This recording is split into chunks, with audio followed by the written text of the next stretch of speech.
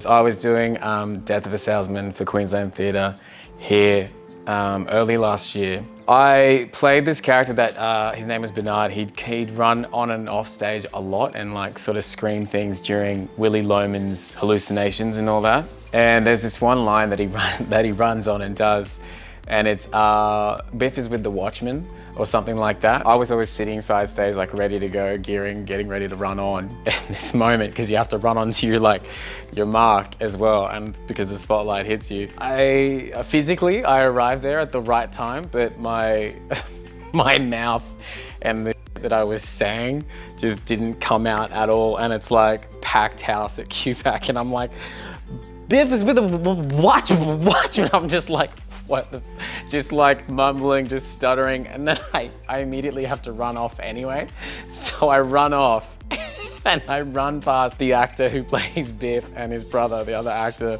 We're just laughing past each other like, what was that? Because I just couldn't, I don't know what, I must have been asleep, and I'd never done that before. And then, you know, it's like live, you know, theatre, there's no take two, and I just could not stop laughing. As soon as I ran off stage, I was rolling around on the floor, like literally laughing. It was so funny.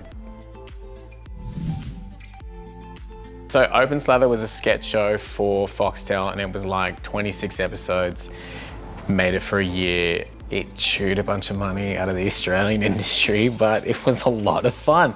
It just gave me the chance to do things I'd never done before, like, you know, dress up, wear stupid wigs, prosthetics, and play dumb characters, and actually have an input into what goes on the page and then what is shot on the day. You know, it was nuts. You know, the size of the shoots that we were doing for silly things that you thought up in your head. 2 Canadian backpackers traveling around Australia, like, dumb.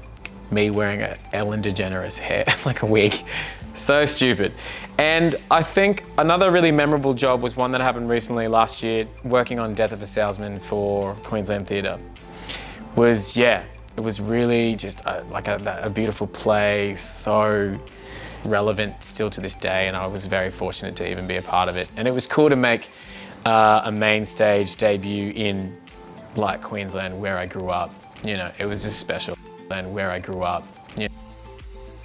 Sherry was an excellent teacher for me. She was very impactful on me. I think when she saw something beyond potential or whatever that she liked, then gave that back to you in her teaching, and it was pretty clear how serious some kids were and how, you know, some people sort of came and did it for, you know, fun. Marcus had a lot of great things to say as well. They were very aspirational and straight to the point, no BS, sort of like, well, if you want to do this, you know, you should go to Sydney, try spend some time or whatever, and go for the top agents, and don't second guess yourself. Go for whoever you want to go for, and don't think about it. He had some nice comparisons to me for actors that I looked up to anyway, like, that's a huge thing to say, but that stuff gives you fuel, you know, like early on. And when you're like really, really young, it does help to have something in your head that reminds you of like why you're good as well, or, you know, why you should trust yourself and continue.